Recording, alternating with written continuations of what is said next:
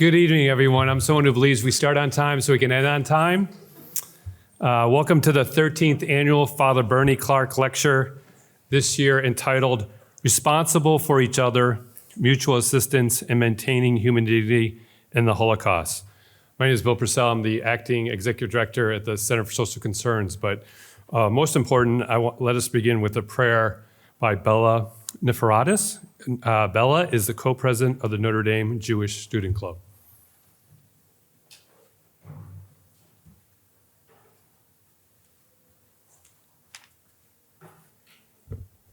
Thank you. As he said, I'm Bella. I'm the co-president of the Jewish Club with Blake. I'm a senior at Notre Dame, and I'm studying psychology, English, and creative writing. So I'm going to be reading a prayer on behalf of the Jewish Club. We lend power to the holiness of this day, for it is tremendous and awe-filled. And on it your kingship will be exalted. Your throne will be established in loving kindness, and you will sit on that throne in truth. It is true that you are the one who judges and reproves, who knows all and bears witness, who inscribes and seals, who reckons and enumerates. You remember all that is forgotten. You open the book of records, and from it all shall be read. In it lies each person's insignia. And with a great shofar it is sounded, and a thin, silent voice shall be heard. And the angels shall be alarmed, and dread and fear shall seize them as they proclaim, Behold, the day of judgment on which the hosts of heaven shall be judged, for they too shall not be judged blameless by you. And all creatures shall parade before you as a herd of sheep. As a shepherd herds his flock, directing his sheep to pass under his staff, so do you shall pass, count, and record the souls of all living, and decree a limit to each person's days, and inscribe their final judgment. On Rosh Hashanah it is inscribed, and on Yom Kippur it is sealed. How many shall pass away, and how many shall be born? Who shall live, and who shall die? Who in good time, and who by an untimely death? Who by water, and who by fire? Who by sword, and who by wild beast? Who by famine, and who by thirst? Who by earthquake, and who by plague? Who by strangulation, and who by lapidation? Who shall have rest, and who wander? Who shall be at peace, and who pursued? Who shall be serene, and who tormented? Who shall become impoverished, and who wealthy? Who shall? For your praise is just as your name. You are slow to anger and quick to be appeased. For you do not desire the death of the condemned, rather that they turn from their path and live, and you wait for them until the day of their death. And if they repent, you receive them immediately. It is true, for you are their creator, and you understand their inclination, for they are but flesh and blood. We come from dust and return to dust. We labor by our lives for bread. We are like broken shards, like dry grass, and like a withered flower, like a passing shadow and a vanishing cloud, like a breeze that passes, like dust that scatters, like a fleeting dream. But you are the King who lives eternal. Thank you. Amen. Thank you, Bella. And again, Bella and Blake are the co-presidents of the Notre Dame Jewish Club. So thanks for joining us this evening. As I said, my name is Bill Purcell. I'm the acting executive director of the Center for Social Concerns and the co-director of the Catholic Social Tradition minor here at the University of Notre Dame. As you are probably aware, the Center for Social Concerns is actually welcoming a new director officially on October 1st. And I'm excited that tonight that she is with us. Suzanne, our new executive director, Suzanne Shanahan, I want to recognize her, will be incoming on October 1st, and thank her for saying yes to Notre Dame and the Center for Social Concerns as she comes here from Duke. And so we're thrilled to thank you. So thanks, Suzanne, for coming.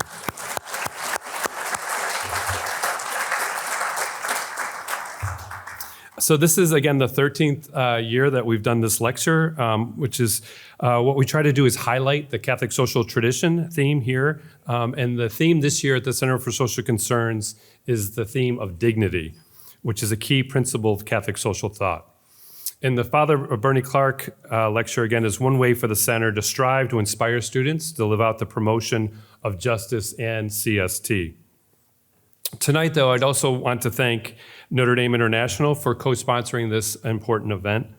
I'm especially thankful to Vice President Associate Provost for Internationalization, Michael Pippinger, for his support of the center and his strong leadership in advancing the university's academic mission throughout the world, particularly through the 11 global gateways and centers his division oversees, including in Jerusalem, where Yad Vashem is located.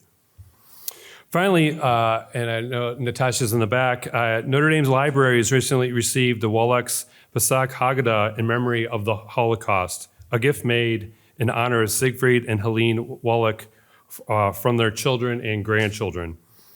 The Haggadah is on display in the rare book area right down the hallway here of the Hesburgh Library. It's very powerful, and I would encourage you to go down the hallway and go visit it. I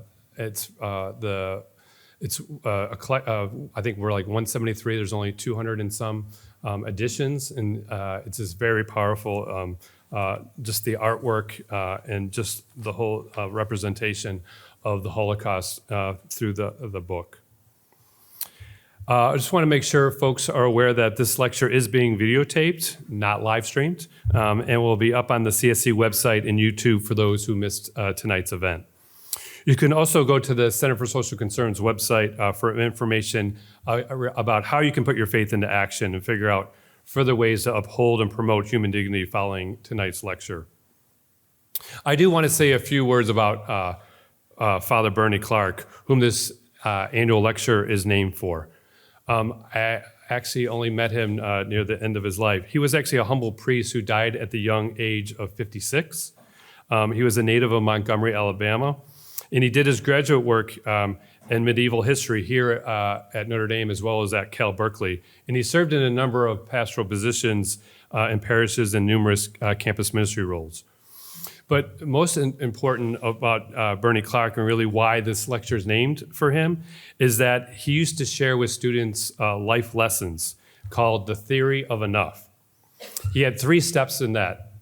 Number 1, pray to know what is enough. Step 2, you're not allowed to change your conclusions to step 1. Step 3, once you reach that level of what is enough, you need to stop working for the money and you need to give away what you don't need.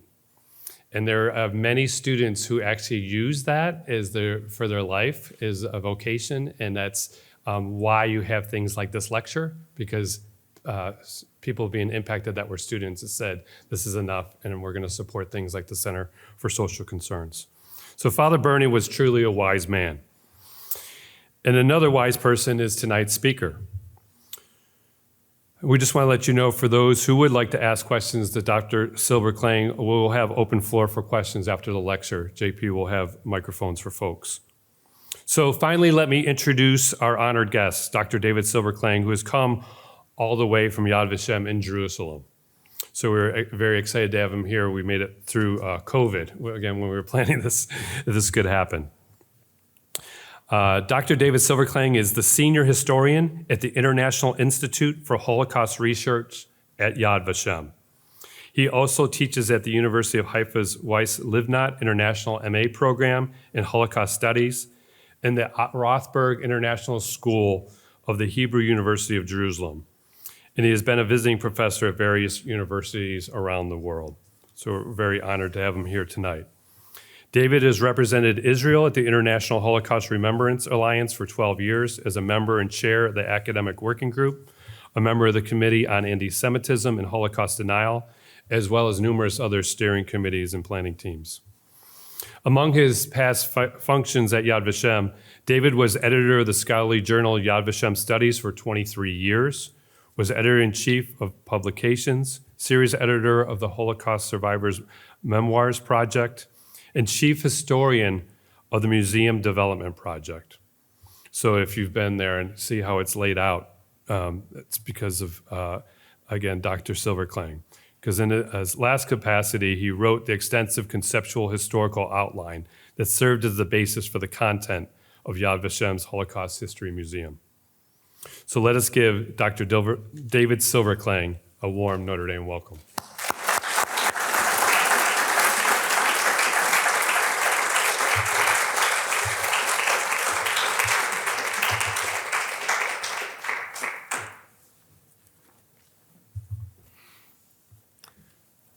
Good evening, everyone. Can you hear me okay? Great. Okay, some people tell me my voice is loud enough that I don't need a mic and they hear me from Jerusalem to Tel Aviv, but I wouldn't want to risk that anyway. So first of all, I want to thank Bill Purcell and Paula Muller and everyone else who was involved in inviting me and bringing me here and for that lovely introduction. My mother certainly would have been proud, and she would have asked, who is that guy that you're talking about? But it's an honor to be here. It's my first time in Notre Dame. I managed to get a tour with Bill around the campus before the rain began, and it's a beautiful campus, and it's a place I'd like to visit some more and get to know better sometime, I hope. What I'd like to begin with in this topic is actually talking a little bit about Yad Vashem and some of the things we do there, all of which is context for the topic of today about responsible for each other and mutual assistance. So let's see if this works. Not yet. There. I just have to get the correct angle. So this is just an aerial view of Yad Vashem. Yad Vashem, it covers about 45 acres. It's not a building, it's not a museum. It has museums, but it's not a museum. It's a multi-faceted institution, and I want to talk about some of those facets of the multifaceted institution.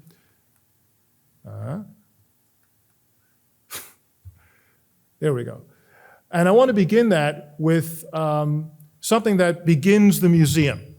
Those of you who have been there have seen this, and those of you who have not, then I'll just give you this brief introduction, and it reflects some of what I want to talk about this evening. When you walk into the History Museum of Yad Vashem, the Museum of the History of the Holocaust, which is the part of Yad Vashem that most visitors visit. We estimate that somewhere in the vicinity of 90% of all visitors to Yad Vashem go to the museum. At least first-time visitors go to the museum. Other people use other parts of Yad Vashem.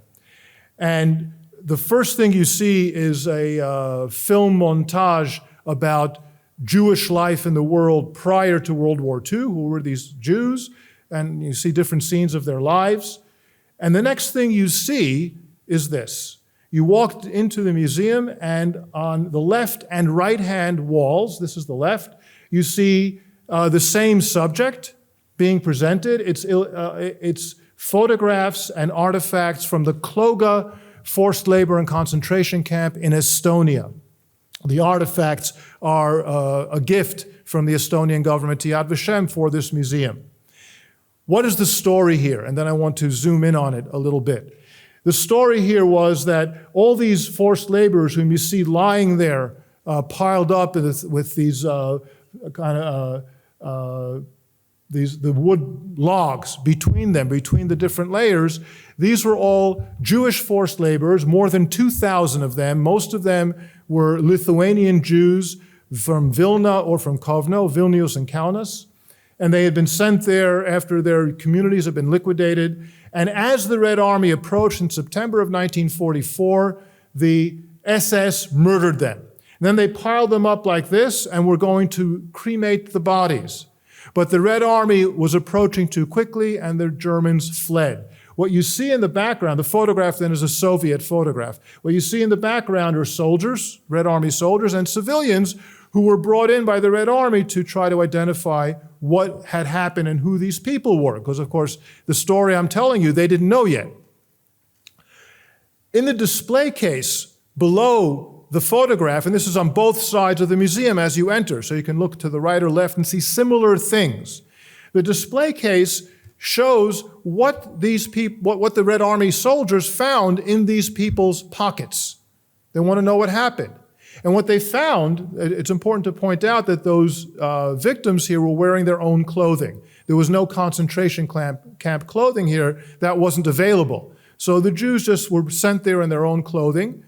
And what was found is what can a person put in his pocket as he's being kicked out of his home and will never return? And all sorts of things, all sorts of IDs, memberships in guilds, graduation certificates, marriage certificates, and so on. But as you can see, lots of photographs.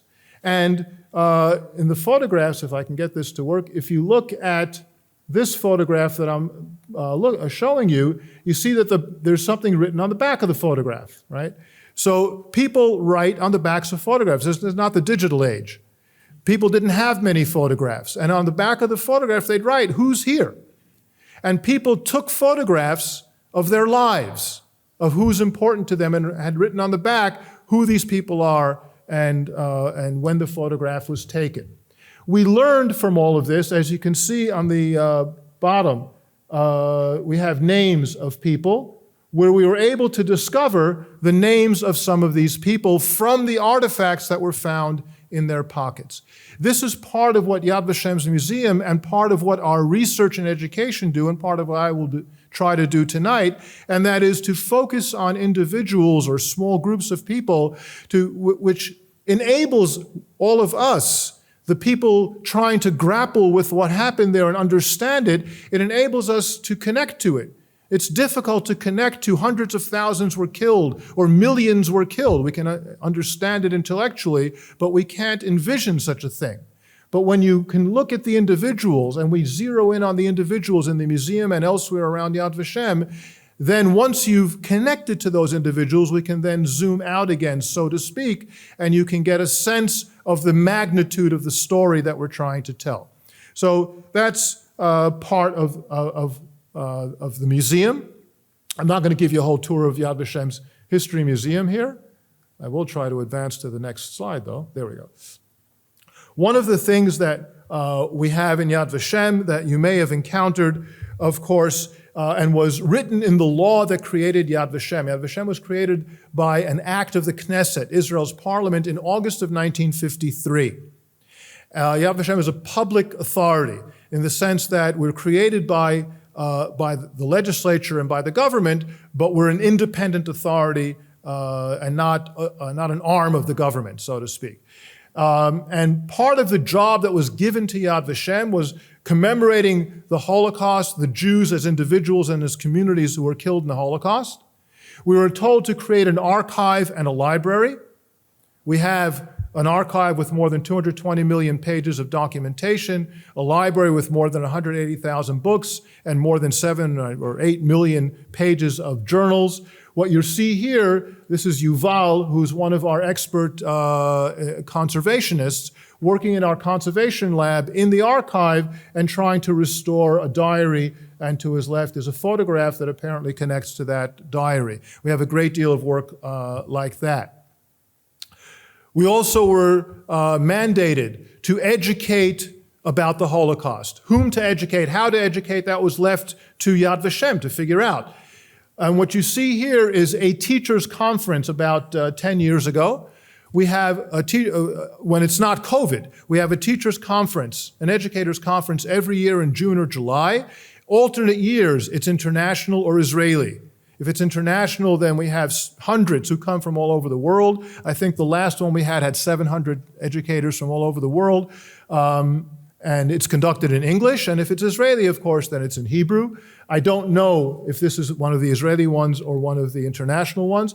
But teacher training, as well as working with the students and pupils themselves and working with other kinds of formal and informal educational groups, is what we do in the education branch.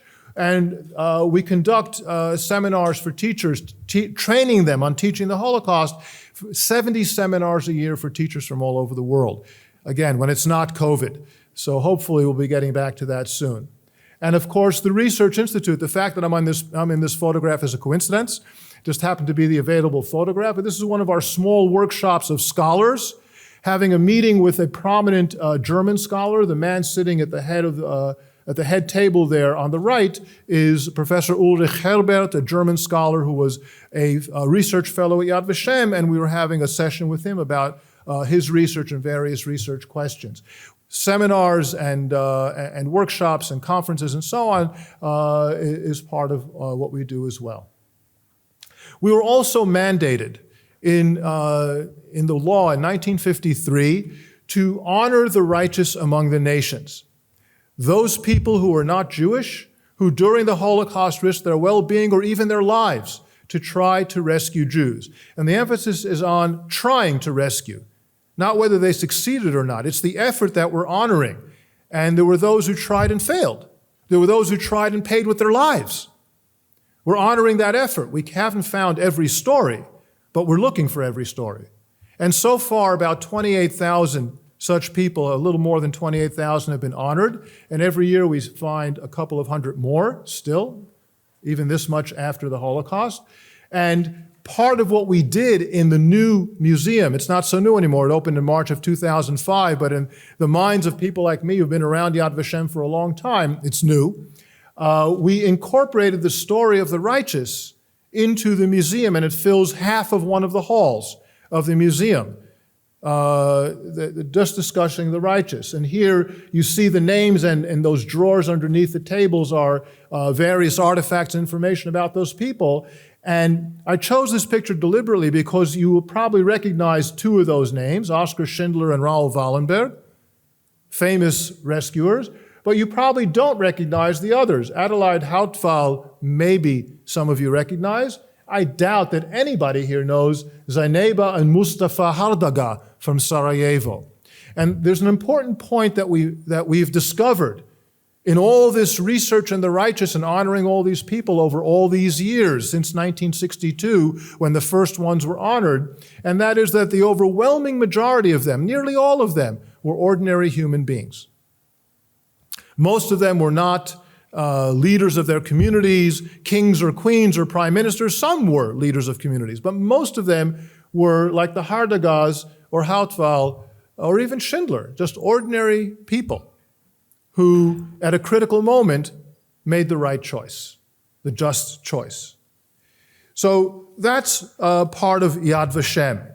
And I want to, taking all this into account, I want to focus in on that subject of mutual assistance during the Holocaust and maintaining human dignity. And there we go. And I want to begin that part of the story of the subject by relating to something that connects these two people. I apologize for the poor quality of the photographs, but that's what's available from the 1930s of these two men. It's important for us to understand, and Yad Vashem tries to do this in all aspects of what Yad Vashem does, the museum, the research, education, etc. It's important to understand that in trying to grapple with the Holocaust, we need to understand the victims, not only the perpetrators. Of course we need to understand the perpetrators. As someone asked me earlier this evening, why did they do it? Obviously, that's a fundamental question. But we also need to understand the victims. They were not just some kind of raw material in the hands of the perpetrators, and the perpetrators did with them as they saw fit, and there's nothing to say beyond that. They were agents in their history. They had agency. They were subjects of history. They did things. And in understanding or trying our best to understand what it was they grappled with and how they tried to cope with what they were facing, within that mutual assistance for each other, where that was possible, we can approach understanding the Holocaust better. And of course, just as understanding the perpetrators has ramifications beyond the story of the Holocaust for all societies, so too does trying to understand the victims coping or trying to cope and engaging in this mutual assistance in the most extreme and impossible circumstances. It's something that has ramifications for all of us. So I want to begin with these two men. Now, we're currently in the Jewish calendar in the high holiday season. The Jewish New Year, Rosh Hashanah, was last week, Tuesday and Wednesday, and Yom Kippur, and we heard a prayer from Bella from the Yom Kippur, Rosh Hashanah and Yom Kippur liturgy. Yom Kippur, the Day of Atonement, is coming up tomorrow night and Thursday. And it's the day of self-reflection and fasting and repentance and so on. The next holiday after that, a few days after Yom Kippur, is Sukkot. Very different holiday. It's a celebration. And it relates to Jews, the Hebrews in the desert, the Israelites in the desert, and living in booths. It's the Feast of the Tabernacle. I'm telling you all that because I want to relate to a letter that the man on the left here, Rabbi Tzvi Elimelech Talmud, who was one of the last rabbis in the city of Lublin, wrote to his friend on the right, Rabbi Chaim Aryeh Berglas. They both had been students in the rabbinical seminary in the Yeshivat Chachmei Lublin in the 1930s. They were both ordained from there. Berglas was hiding in Warsaw at this time, and Talmud was in Lublin. And Talmud knew, and so did Berglas, that the Jews were doomed, at least the Jews of Poland, but they actually knew more than that. Because in both cases, more than 90% of the Jews were already dead. In Lublin, where there were slightly more than 40,000 Jews in the beginning of 1942, when this letter was written around October 5th of 1942, the end of the Sukkot holiday that year, there were about 3,000 left. And they all knew that this is temporary. In Warsaw, where Rabbi Berglas was at that moment in time, at the peak of the population of the Warsaw Ghetto, there were more than 450,000 Jews. At the moment that this letter was sent to him, there were about 50,000. And we all know, a few months later, the Warsaw Ghetto Uprising and the liquidation of the ghetto, etc. And they know what's about to happen. So what did one write to the other? And it's clandestine letters that are being sent. Rabbi Talmud would write his letters. This is a different letter he wrote to the same man in July, where the draft survived. That's the handwritten draft from a letter in July. And then he would have them typed. Either he typed it or someone typed it for him. There we go. And it looks like that. And he had them typed at least in triplicate. I don't know why. We know that because we can see the carbon images of the three. This is the letter I want to quote from, and I'm only quoting a small part of the letter. And I'll put it on, and the letter relates to this man, the section I want to read. Rabbi Talmud was in regular clandestine contact with lots of other rabbis all over Poland. And in his letters to Rabbi Berglas, he would update him. I was in contact with this rabbi, our friend, and here's what's happening with him. And that rabbi, here's what's happening with him. I want to read together with you an excerpt of what he had to say about this rabbi, the Rebbe of Boyan, a Hasidic rabbi, Moshe Friedman. Moshe Friedman, before World War II, was known, at least in the rabbinic world, in the Jewish world and of Eastern Europe, as a very charitable man. He himself did not have much money. He was poor. But he organized charity for lots of poor people. Dowries for brides, meals for holidays and Shabbat for poor people, jobs for people who needed jobs, new shoes for children, all sorts of things he would organize for anyone he could encounter that was poor. He tried to maintain that during World War II. Of course, that was almost impossible. So what does he say, Rabbi Talmud, about Rebbe of Boyan? He wrote, I received a letter on Shmini Atzeret, the last day of the Sukkot holiday, from the Rebbe of Boyan, Shlita. Shlita is a Hebrew acronym that I won't tell you all the words, but it basically means he's a great and scholarly rabbi. During the summer, I was in regular mail contact with him. I apprised him of all the woes that we and the entire district endured. At the same time, I tried to help him with a certain sum, knowing that his condition is dire after most of his admirers and supporters were sent to a place that all who go to her do not return. I said he wrote in beautiful rabbinic Hebrew. And part of what that means, writing in rabbinic Hebrew, is that quotations like this one from Proverbs would be inserted into their writing. Even this is not a religious text. It's not a commentary or a theological text. It's a letter. But he will insert these quotations into the letter as his own words if they express what he wants to say, Or he might change them by taking only a piece of the quotation, or by using the quotation to mean the opposite of what it originally meant. It depends on what he's saying in the letter. So his letters are full of these things. I'm only highlighting a few of them with the source, just so you'll see the point. So he wrote then in parentheses, and by the way, see his greatness, that is, the greatness of Rabbi Friedman, the Rebbe of Boyan, and his superior qualities.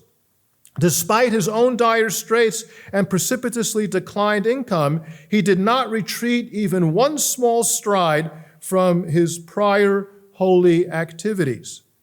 In his letter of response to my support, he wrote that he would not accept any assistance from a source of whose origins he was unsure. Therefore, he will not benefit from this money, but rather he will use it for those relatives and friends who are in very difficult circumstances and who he has supported by cutting back on his own in order to give to them. So the money will help him support these people without cutting back on himself, and such will be my wages. That's, of course, a quotation from the story of Jacob and Rachel and Leah in Genesis. Come and see that there are still illustrious ones like these who have not changed their inner way of life at the foot of the rage of the oppressor. Now, what's going on here? The Rebbe of Boyan didn't want to accept the money that Rabbi Talmud was sending him, money or jewels, it's not clear, but things that will help him sustain himself. Why? Well, first of all, where is Rabbi Talmud living in the remnant ghetto in Lublin getting any kind of anything to send?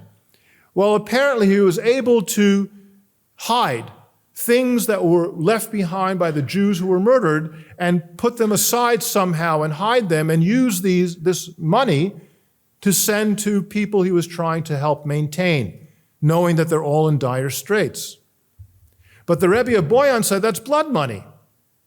I can't accept the money of murdered Jews. So what's the compromise? The compromise that the Rebbe of Boyan came up with was, I'll take that money and send it to other people. And then my own meager means will remain with me, and then maybe then I'll be able to survive a little bit longer as well. And that's really, if you think about it, a very remarkable story. Because it's a kind of rolling mutual assistance. One helps the other, who then turns around and uses what he's getting to help the other, which helps him maintain himself. Part of the tragedy of this story is, of course, that none of these three rabbis survived, just as most Jews didn't survive who were under Nazi rule. Rabbi Talmud, only a few weeks later, the ghetto of Lublin, the remnant ghetto, was liquidated. He was sent to the Majdanek death camp, and he died there in May of 1943. Rabbi Moshe Friedman was in a roundup in Tarnov, the town that he was then living in September of 1943, and was sent to Auschwitz and apparently was murdered on the same day. And Rabbi Berglass was among a group of Jews gathered by the Germans in the spring of 1943 in Warsaw and sent to a camp in France, in Vittel. And he was kept there for several months. And there are all sorts of theories about why the Nazis did this. They had a few hundred Jews there. I won't go into the details, but we know that in February 1944, he was deported to Auschwitz and he died in Auschwitz. The point of this story is not that they rescued each other. The point is that despite everything, and despite the hopelessness of the situation that they all were aware of, there's this effort at mutual assistance. The spiritual assistance, being in contact with each other, and the physical assistance, sending the money. And that leads me then to the next part. There. And that is, I want to set a certain context for the continuation of the discussion. The context, these are things everyone here knows, but I just want to lay it out so it's in our minds as we discuss. And that is, what did the Jews face in the Holocaust? And I could go on about that, any of us could, for hours. What did they face? But I want to encapsulate it in a certain number of things. So what did they face at the peak of the Holocaust in 1941, 42, 43, 44, etc.? First of all, it was total and relentless genocidal murder, which aimed at murdering every single Jew on earth. First in Europe and North Africa and the Middle East, and then after they would win the war, the Germans would continue to everywhere else. Every single Jew on earth was to be the target. And for the war period, those they could reach during the war. And everything Jewish was meant to be destroyed. Synagogues, Jewish books, everything. Wipe Jews and Judaism off the face of the earth. That was the goal. The Jews then, facing the Germans and their helpers and partners, were like hunted animals, trapped in the hunt. And they knew this. And in that, they often faced local indifference and often even hostility, not by everybody. There were, of course, those righteous among the nations. There were people who were not hostile, who maybe were sympathetic to the Jews, but afraid to try to help them. And they had a reason to be afraid, because the Germans will kill them if they catch them helping. There's good reason to be afraid. But that sense that many Jews had all over of indifference to their fate or even hostility to the Jews while all this is going on entrapped the Jews even more and gave them this sense in many places of aloneness. They're on their own in facing the Nazis. And Jews recognized all this. They knew that they faced overwhelming odds, and that the chances of their survival are quite slim. That was clear by early 1942 to Jews all over, if not sooner. And yet, despite that, we find widespread efforts at mutual assistance, some of it aimed at rescue, some of it not even thinking about rescue. Can I save these people? Can I not save these people? But mutual assistance is something you need to do, and we're going to do it. And so it's remarkable in that context. And the other piece of the context I want to set up is dilemmas that Jews faced. Now, they faced many dilemmas. One of them is, of course, their perceptions of what the Nazis intend. As long as people thought that the Nazis have some logic to what they're doing, and if we figure out that logic, then we can figure out how to survive, then that's their goal.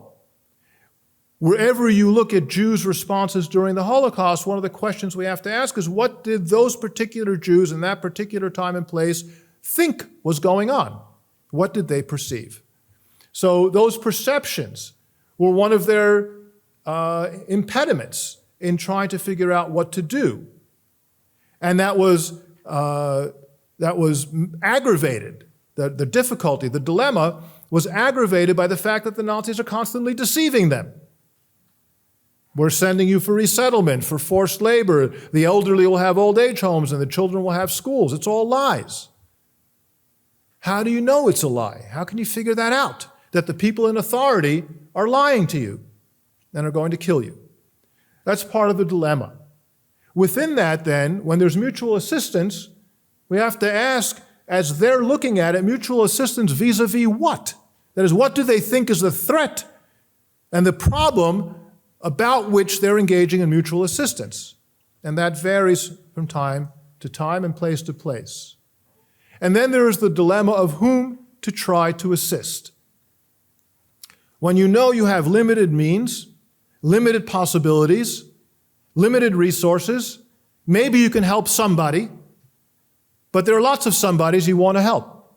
How do you decide whom to help and whom not to help? What are the consequences of that? I'm going to help here. What does that mean for the other one who's equally needy? And I know that that person is equally needy, but I can't help everybody. How do you make that kind of a decision? And that's one of the dilemmas that Jews faced. There was the fear of collective punishment. The Nazis imposed that, especially on Jews, although not exclusively on Jews. Anyone steps out of line, whatever the rules of the Nazis are, many will be punished. And therefore, someone might say, I'm willing to take the risk. I'll smuggle food in and feed people. I'll smuggle medications into the ghetto or the camp and I'll help people. Doesn't matter if they catch me, they can kill me. But do I have the right to risk the lives of all these other people? If they catch me, they'll kill them. And that, too, is a dilemma. What do you do with such a problem? The scholar who's now Professor Emeritus, Lawrence Langer, I think he was from Boston University, if I'm not mistaken, although I'm not 100% sure of the university, and I apologize for that. But years ago, decades ago, he came up with a term that I'm borrowing here to encapsulate that complex of dilemmas, and he called it choiceless choices. That is, what the Jews faced was that whatever choice they made, and they had to make a choice about something all the time, it was always a bad choice. No matter what, there really isn't a choice. So having said all of that, there were, of course, I'm talking about cases where rescue isn't even a possibility, but of course there were cases where Jews were able to rescue other Jews, such as the Bielski partisans in Belarus, where 1,200 Jews were rescued in the forests, or lots of Jews who were hiding other Jews or smuggling people over borders. There were cases of rescue that were successful.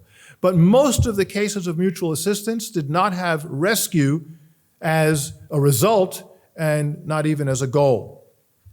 Now, one of the kinds of cases where we see a great deal of mutual assistance that did aim at rescue regarded children. And I'd like to illustrate some of that social action and mutual assistance revolving around children with two illustrations.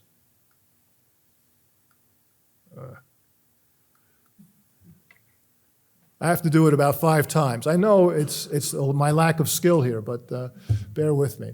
The first is France, and I want to apologize in advance that I'm about to pronounce words in French, and although I got a very good grade in French in high school, my French pronunciation is abysmal. But I want to relate to France and children's homes and rescue in children's homes.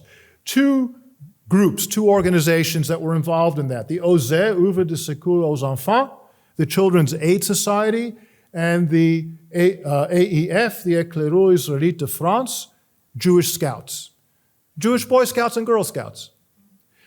Those organizations pre-existed the Holocaust. I mean, the OSE was an organization that helped poor children with afternoon programs, hot meals. They also had orphanages for orphans, but all sorts of programs for children in need.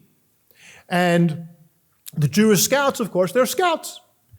During World War II, under occupation, as well as in Vichy, France, the so-called free zone, both organizations continued to exist, and in 1942, they underwent a metamorphosis. As roundups of Jews began, and of Jewish children, they began to smuggle children out of the reach of the French police and of the Germans. And they created children's homes in far off in the mountains, deep in the woods in the mountains, so that the Germans won't see them. They began organizing hiding places for children, and they began smuggling children over the Swiss border. And in that way, they managed to rescue a few thousand children, often, especially when they were hiding them with the aid of local French people. Some of them were church people, some of them were farmers, and often on their own. They managed to save thousands. When you think, who are these people who are doing this? Who were the staff of OSE? Well, the staff of the OSE were volunteer mothers and teachers and social workers. Not exactly the people you think of, oh, these are the fighters, who are going to go and conquer the Germans. And who are the scouts? Well, they're a bunch of teenagers, and they're counselors who are maybe late teens or early 20s. Those are the people who became the rescuers of these children. They didn't succeed with everybody, but that's one of those aspects. The other one that I want to relate is very different. And it relates to this town, Hrubieszów, which is a small town in southeastern Poland of today, according to the borders of Poland today. And Hrubieszów, when the dust settled in the battles of World War II in Poland in September 1939, there were about 5,500 Jews, somewhere about that number, in Hrubieszów, out of about 9,000 total population. That was something in the vicinity of half of the population that had been there on August 31st. That is, all the rest had fled over the demarcation line into the Soviet Union, the Soviet half of occupied Poland. Most of those Jews were murdered in a series of deportations to death camps between June and October of 1942. A few hundred adult men and women were left to be forced laborers in a small forced labor camp inside of the town. And then gradually they were killed as well. Until in the spring of 1943, only 100 working men and women were left. And then the Nazis decided to get rid of this forced labor camp. And they were going to transfer all of these workers to a different camp further north in Poland. On July 3rd, a Sunday, 43, they transported 50 of them, and then on July 10th, the next 50. And they rounded up those 50 Jews, and the last ones in Rubieszów, brought them to the town square, and then all of a sudden, the Gestapo commander came along with 10 children in tow. It turned out that these Jews had been hiding since October 42 around 10 children, little children under the age of 10, in their little tiny remnant ghetto, and they thought that they were rescuing these children. It turned out the Gestapo knew all along and just let it happen until this last moment when they were going to get rid of them. And as one of the survivors wrote in his memoir, Henry Orenstein, talking about the story, he says that the commander then asked, "Do these children belong to anyone here?" The chief asked. A couple in our group were the parents of 2 of the children. It was a tragic moment. They knew that if they admitted to having hidden the children from the Germans while they were living at the camp, they would be killed, and nothing could save the children anyway. There was silence. No one claimed the children. But the story didn't end there. The Gestapo chief, an SS sergeant named Waldner, he then turned to the children after asking the parents a few times, parents and uncles, aunts, take the children. He turned to the children, "Everyone go to your responsible adult." And then the children didn't move. He repeated that a few times, silence. No one moved. Then they loaded the Jews onto trucks, drove them off to the other camp, and the children were marched to the Jewish cemetery and shot. We have here, it's a terrible story. But in the end, the children rescued the adults. And some of those adults survived to tell the story and to then testify at Waldner's trial in West Germany in the 1960s. So we have here a case of an attempted rescue by the adults of the children, and when that failed, the rescue by the children of the adults. It's a rather unusual story. I want to relate to those choiceless choices. And I want to illustrate the choiceless choices where there is no right choice. No matter what you do, it's wrong. But you have to do something. You can't not do something. I want to illustrate that in Auschwitz. And I want to begin with this man, Jaquito Maestro. Jaquito Maestro was a Jew from Salonika. This is a photograph clearly of near the end of his life in a senior citizen's residence in Israel. He was known among Jews in Auschwitz as the Angel of Auschwitz because he succeeded in rescuing, by the estimates of the scholars who've examined it, about 100 Jews in Auschwitz. How did he do that? He spoke German. Most of the Greek Jews did not speak German, although most of them were multilingual, but they didn't speak German. He did, which meant that the Germans, when his train arrived from Salonika, they put him in an office doing some kind of office work and made him someone who would be an interpreter for the incoming Greek Jews from Salonika. And he used that office to try to move Jews around to easier jobs. They had a very difficult, hard physical labor outdoors from which few survived. He tried to move them to something indoors. If someone he knew was put on a death list, these are the people going to be sent off to the gas chamber later today or something like that, he tried to move that person off the list. The problem with this Angel of Auschwitz, who was an angel, the problem was that when he took someone off a list, he had to put someone else on the list. Because if there's a list, hypothetically, of 100 people that are being sent somewhere, 100 people have to go. If you take somebody off, you have to put somebody on. He made a great effort to put the people on, and this is all done by numbers. Now, no one has a name in Auschwitz, of course. He did this by putting on people who were very ill, who clearly weren't going to live much longer, and try to do that, but he had to still make that choice. It's a choiceless choice. Or this person. By coincidence, I have lots of rabbis today. I don't always. But Rabbi Tzvi Hirsch Meisels, a rabbi from Hungary, who was deported to Auschwitz in 1944, in June, I think, of 1944.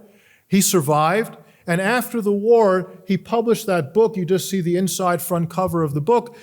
He published several books, but that's the first one he published where he also related to the Holocaust, called Mekadeshei Hashem, the sanctifiers of God's name. And the way such books work, it's a commentary on Jewish sources, on Bible or on Talmud. But the way such books are written is that in the introduction, in those days, when this was published in the mid-50s, in the introduction, if the person was a Holocaust survivor or knew Holocaust survivors in his family or something like that, he would tell their story. So in the introduction to the book, where he talks about what is this book about, he also tells his own story and the story of some others. And he told the story about Rosh Hashanah in September 1944. On Rosh Hashanah, on the eve of Rosh Hashanah, September 1944, September the 18th, the Nazis gathered about 1,400 young Jewish boys, teenagers who've been left to work, and put them in an isolated barrack. And the rumor spread among the Jews, this is in the men's camp, that all of these boys are going to be sent to the gas chamber the next day, on the first day of Rosh Hashanah. And some of those boys had fathers or uncles or older brothers among the other men in Auschwitz, and all those people who were close to them, the fathers and the uncles and so on, were desperate to rescue them. And one of them came to Rabbi Meisels. And here's how he tells the story. I shortened the story here, but here's how he tells it.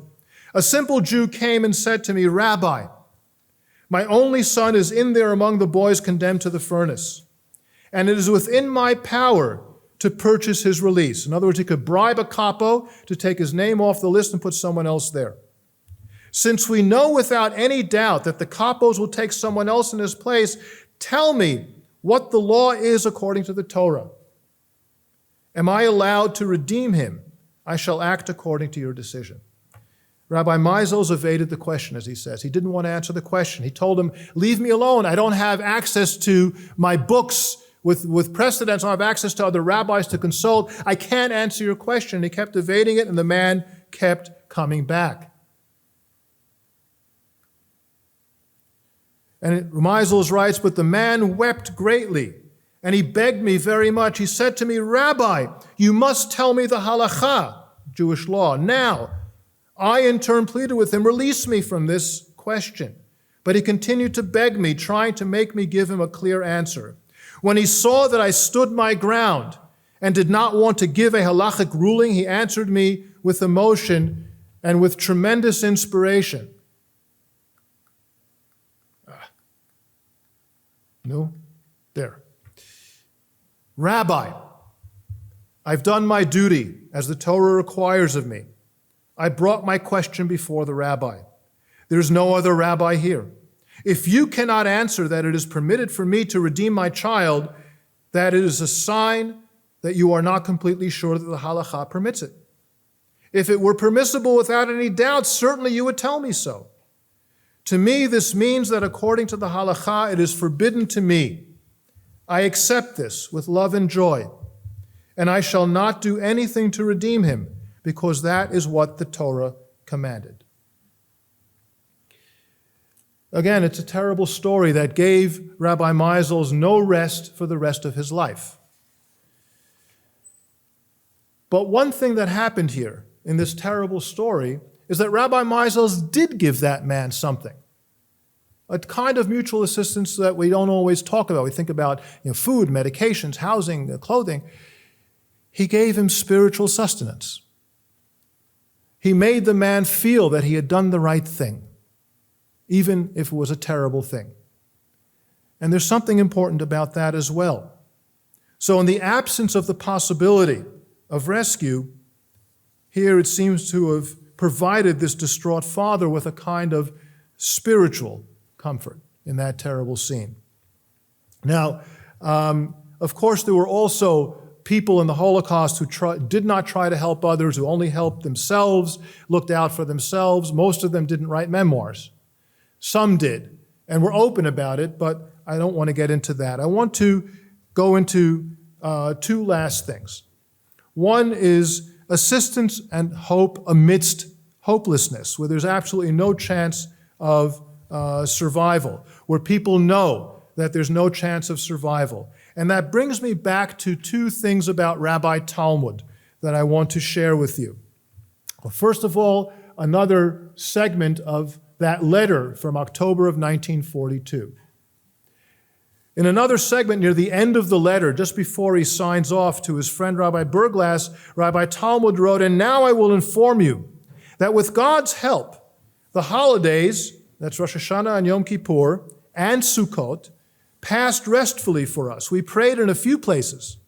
And even the radicals in the camp, who never whiffed the smell of public prayer, all diligently came to the prayer house, not only for Yizkor, the memorial prayer, but for the entire service. Similarly, we had an etrog and the four species, part of the commandments for the Sukkot holiday, which I believe was one of the only ones in the country. I don't know how they got those things into Lublin in 1942, but they did. And now, what does God ask of our people? Let us hope that all this evil will dissipate like smoke, and the year of redemption should begin for us and for all of Israel to survive all injury and mishap, and the Holy One, blessed be He, shall remove plague, sword, starvation, imprisonment, and destruction from us and from the children of His covenant. Now, what's the story here? He says everybody came to pray, including the radicals, the atheists, the secularists who never go to the synagogue, never pray. They all came. What happened? Did they all suddenly repent and now they're all becoming religious Jews? No, I don't think that's what's going on. And we have survivors from there who can tell us that that's not what was going on. What was going on was community. And they sought the mutual sustenance that community gives. So they went to the prayers and spent the whole prayer service together in order to give each other that kind of sustenance. For them, that kept them going, at least for a while, and so did this other thing I want to show you there. Rabbi Talmud, when he was a student in the rabbinical seminary in Yeshivat Chachmei Lublin in the 30s, was well known as an expert on Jewish calendars. I won't go into all the details, but in the Jewish calendar, some things are clear. You know, the day of the month, the day of the week, when is Shabbat, when is a holiday. But some things, there are different ways of calculating and interpreting, such as what time exactly do you light candles before to begin the Shabbat holiday or to begin a holiday. And he was an expert in all of this. And in September 1942, when almost all the Jews are dead, and he's already been writing to his friends, we're all going to die, there's no hope, it's hopeless, he's producing a calendar for the coming Jewish year that will go from September 1942 to September 1943. I'll just show you the first page of the calendar. Right? And he did this by hand, and then he also was able to type some of them up. And they're detailed calendars that give you all the information that a Jew needs for the coming year to mark all of the important days and the holidays and so on. And we have to ask ourselves, what's going on here? Why is he making a calendar? What does it mean? And we have 10 copies that survived in an archive. Well, I would say what it means is hope. Because if you have a calendar that's going to go and extend all the way to next Rosh Hashanah to September 1943, that means that there's going to be Jews who are going to mark these days, who need this information. There will be Jews to mark the Jewish year of 5703. So we need a calendar. In the midst of absolute hopelessness, a calendar, and there are many calendars that have survived from the Holocaust, similar to this, made in camps, made in other places. The calendar provide some kind of element of hope. I want to conclude with one last thing. I'm going a little over time, so I need to conclude here, if I can. And that is with mutual assistance through imagination, something that we don't always think about. And I want to relate to the story of these two women, two of a group of 8. Judith Aufrichtig, her married name after the war was Taube, but then she was Judith Aufrichtig, and Edith Gombosch, whose married name after the war was Pe'er. And they were women who were forced laborers in the Ravensbrück concentration camp in 1945. They'd been in other camps prior to that, but they ended up in the Ravensbrück concentration camp. Now, in this camp, the two of them were part of a group of 8 women, young women, aged late teens to early 20s, who managed to stay together. They became close friends, and they stayed together in their workplace. Even when they were transferred from one workplace to another, they managed to stay together. And the way that they survived was that every day they would talk about and fantasize about banquets that they'd be cooking and eating all day as they worked in this factory, the Siemens factory in Ravensbrück. And they would talk about elaborate meals that they would cook. And everything was topped with cherries and, all wonderful things. And that was how they survived, eating their meager bread rations and thin, watery soup that they were given every day by fantasizing about banquets, cooking and eating them. And then Judith became ill and was sent to the infirmary. And the rule there was if you didn't get out of the infirmary and can stand on your own feet and work after a week, they kill you.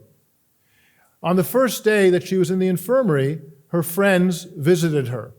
And they had made out of these scraps that they found in the camp a little satchel, a little pouch of some kind. And inside was this letter in Hungarian. This is the first page of the letter. I want to read the letter that Edith Gombosch, her good friend, wrote. I'm reading it in English, of course.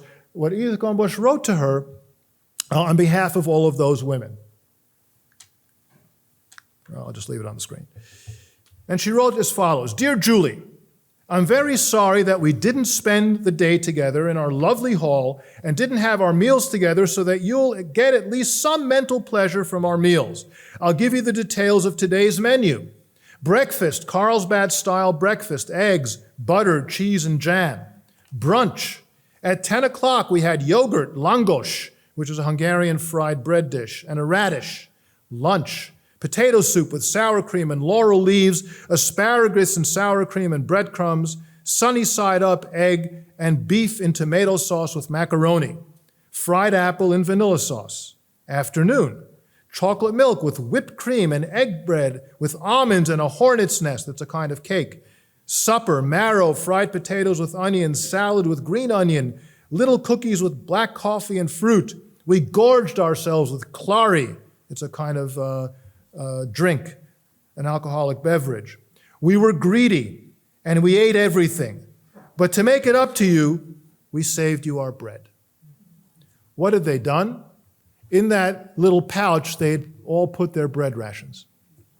And every day for the coming week, they brought her every day their bread rations in the hope that that would make her stronger and help her survive. And she did, and she got up on her feet and went back to work. Now, Judith Aufrichtig Taube, told this story to me in February 1995. We had an event, a new exhibition opening that related to Hungarian Jewry at Yad Vashem. We invited survivors from Hungary to come to a pre-opening just for them. And I was chatting with her.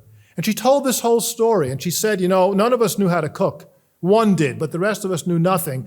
And therefore, if you try to make any of our recipes, you get a mess.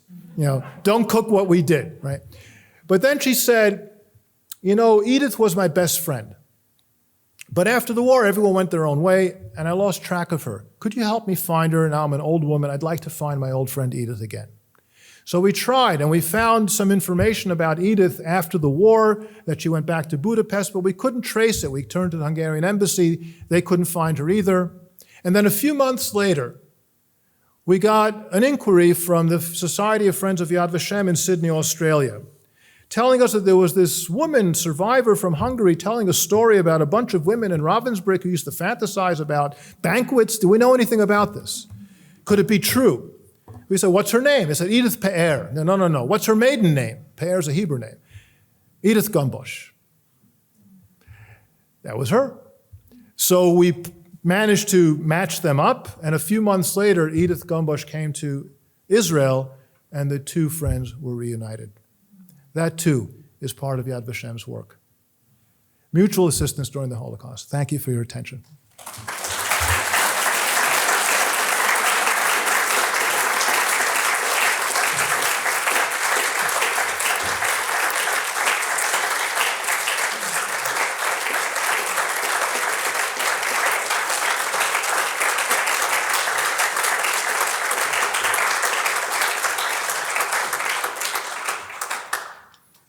Any questions? Well, I'll take a few questions for David. If you use the microphone, just raise your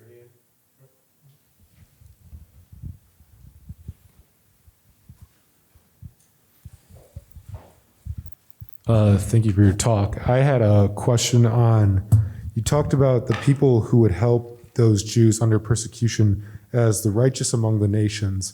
I was wondering if the liberators of the camps would be considered as part of those righteous among the nations, since they weren't technically helping during the persecution, but helped to aid them after the Germans had left those camps. Good question. The answer is no, and let me explain why. Because when the law was written, they didn't clearly define how do you determine who's one of those people. But when Yad Vashem's staff sat down in the late 50s and early 60s to figure out who are we honoring, they came up with criteria. And the first criterion was risk to your life. They expanded that to risk to your well-being, but clearly risk.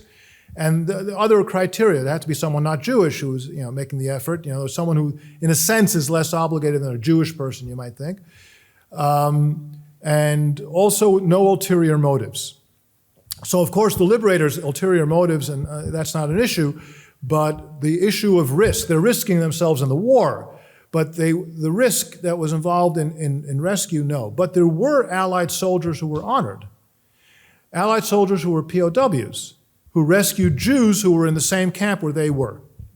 And there are quite a number of those. Lots of stories. There are some British soldiers, American soldiers, some Soviet soldiers, but especially British and American. I say especially not because the Soviets didn't try, but because the Nazis murdered most of the Soviet POWs, so they didn't get a chance. Anyway, so that would be the reason why they wouldn't. Any other comments or questions anyone has? Yes, please.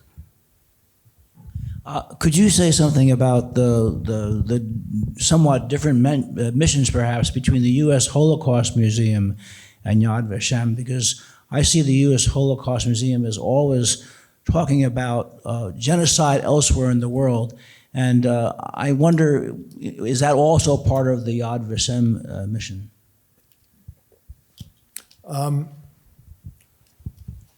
No, that is not part of the Yad Vashem mission. It's also not explicitly not part of the Yad Vashem mission. What the law says about Yad Vashem, and the law had to be written in broad terms. It didn't tell us create a museum that'll be this big and have these artifacts. It couldn't do that. So it didn't even say create a museum.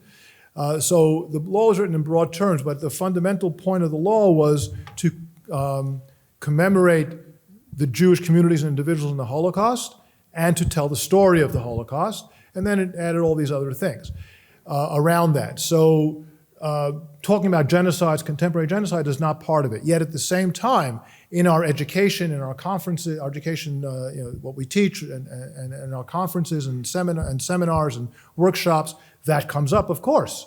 And it's part of the discussion of comparative genocides. What's similar? What's different? Are there things we can learn from the Holocaust that can apply here, maybe help us understand it better or prevent such a thing from happening? So on that level, yes, it's there. It's not something that's in our museum, for example. And that is a difference between Yad Vashem and the Holocaust Memorial Museum. But I would say that Yad Vashem and the Holocaust Memorial Museum share far more than that, what I would say is not a big difference. And we share a lot, not only in our approach, but in lots of mutual activities and things we do together. Is there another question or comment by anybody? Yeah. Okay. Yeah, Blake. Hi. So one thing that I've been noticing during the COVID pandemic was a huge comparison of COVID restrictions to the Holocaust, and those like routinely get like denounced and criticized and called anti-Semitic. But I'm just wondering, for the larger question of for your work and that of Yad Vashem, what is the role of Holocaust education in terms of like policy, and like how should governments use the Holocaust in their like policymaking or in their whole political sphere? Yad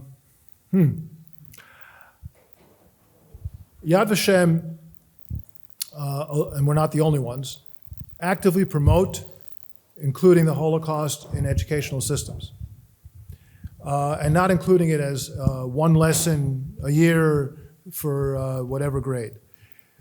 We also, in terms of what age should be taught about the Holocaust, well, you know, the educators are experts on that. I'm not a trained educator, I'm a historian. But we tend to talk about in education that children begin to grasp history at around the age of 14. Not that you can't tell them about something in the past at a younger age, but they begin to grasp it. So you have to understand what to talk about. Of course, there's also the question of traumatizing children. What do you tell them? What don't you tell them? In Yad Vashem, we don't want children walking into the museum. We started out with allowing 10-year-olds in, and then we saw that was a mistake, and we kept raising the age. I think we're at 14 now, if I remember correctly. My son, after his bar mitzvah, my youngest son at the age of 13, pleaded with me to take him in, and so I broke the rules and took him in and walked around with him. But he was mature enough to handle it. But you have to be careful about that, right? So what age do you educate? But then also, whatever age it is, what it is that you're educating, how much time do you devote to it? Or do you devote a little bit of time over a number of years in education? And it's not only formal education, it's also informal education. What do you deal with it? And so Yad Vashem is an active promoter of that. And that the fact that we have these 70 teachers seminars a year, some of them are for Israeli teachers who also want to learn about teaching the Holocaust, but most of them are not. There are far more other teachers than Israeli teachers, right? So we actively are in favor and promote that, and of course you have to adapt it. Each country, to their own society, and how are they going to teach it, and whatever, and how does it fit into their educational curriculum? We're not in favor. I'm not personally in favor of. You ask, how should countries use the Holocaust? I would be very careful about using that term. I know that you didn't mean it the way I'm saying it now, but they shouldn't use the Holocaust. You don't use the Holocaust. You teach it, you try to educate about it, you try to create sensitivity, you try to learn things from it so that people won't be anti-Semitic, racist, prone towards genocidal violence, all sorts of things that you want to somehow teach societies not to do and to be better, but not use. So I know what you meant, but I'm just talking about how we phrase things. But I think that there are governments in the world. I'm distinguishing governments from countries, right? The governments leading the countries. There are governments in the world that sincerely try to do the kinds of things we were just talking about. Better success, less success. They might make mistakes, but they are sincere in trying to do things like that. There are countries and governments in the world that try to use history, marshal certain parts of history as they want to interpret them in order to promote some kind of national agenda. And that, I think, is simply unacceptable. That's I don't know, blasphemous, pornographic. You shouldn't do that, right? Study the Holocaust for what it is, face it for what it is. Don't say, I'm going to try to manipulate it so that I can make my people look better or make those people look worse or whatever it is that you want to do. That's about what I can say. Maybe one last question. Yeah, there was someone in the back, yeah? Sure. So one great thing about history is it allows you to reflect on what's happening today. So I'm wondering how you see mutual aid playing out today.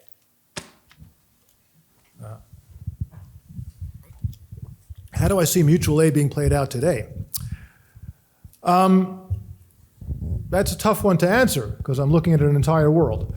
I would say that there are the kinds of stories I told, which are grassroots kind of stories. These people helping each other, not mega stories of whole communities or something like that.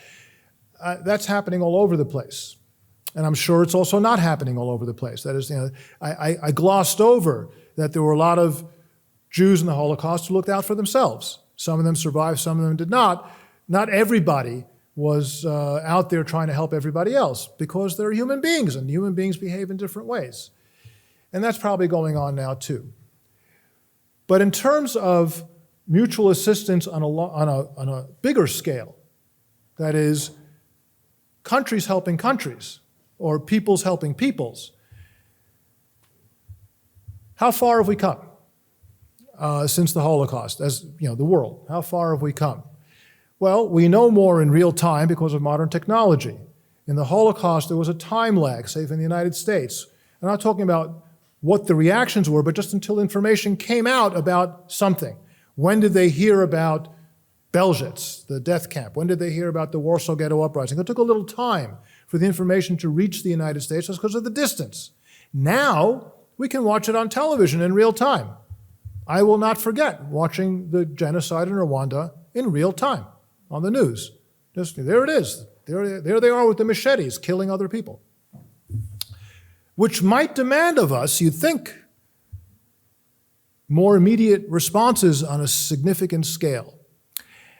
And I would say, and all countries, Israel too, all of us, I would say that there, on the one hand, is more sensitivity than there was then. But on the other hand, I think we still have, as a personal opinion, I think we still have a long way to go because there's too much terrible stuff happening out there. It's not all the Holocaust, it's other terrible things. So it doesn't have to be the Holocaust exactly for me to say we should all be caring and doing something about it. There's too much out there, and that scares me.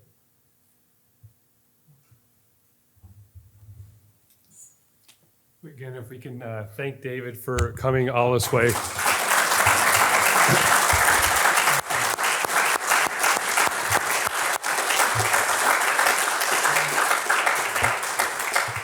Again, in the midst of these high holy days, I do want to make one announcement that all are invited to gather at our sukkah in Bond Quad, right? The Bond Hall over there, the old architecture building, on Saturday, September 25th from 3 to 5 p.m.